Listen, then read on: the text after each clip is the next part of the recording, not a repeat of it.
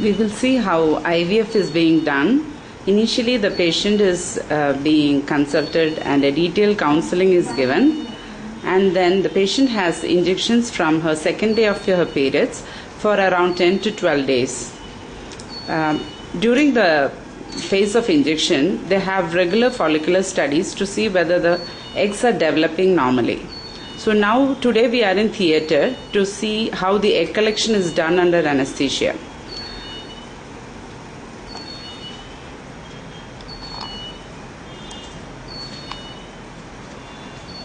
The procedure of egg collection is done when the follicles are mature and the follicles are aspirated through a scan guided needle, and the procedure is being done here. The patient is under anesthesia. The doctor is collecting the follicles. Along with the fluid, the eggs are collected, and the theatre is connected to the IVF lab, and a staff is passing the test tubes filled with the fluid towards the IVF lab.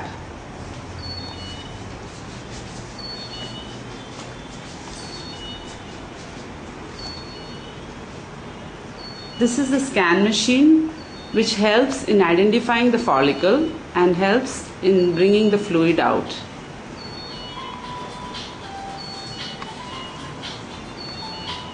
You can see that the needle is going through the follicle.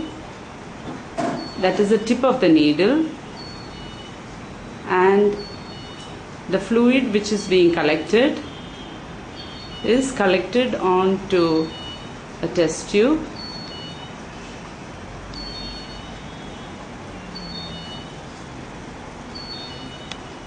This test tube will be handed over to the staff, who will pass it on to the embryologist. Now we'll go to the IVF lab and see what happens in the IVF lab.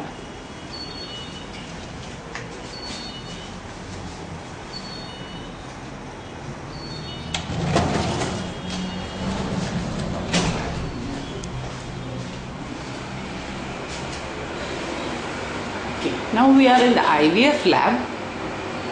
You can see that the embryologist is working on the laminar flow. He has a couple of test tubes filled with the fluid. Now he's trying to look through the fluid to identify the eggs.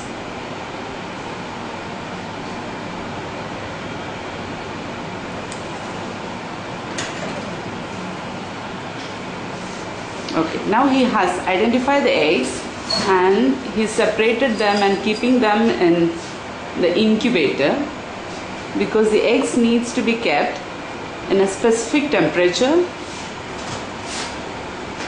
So one by one he will be sorting out all the follicular fluid to collect the eggs, and finally after collecting all the eggs, they will be incubated. A semen sample will be processed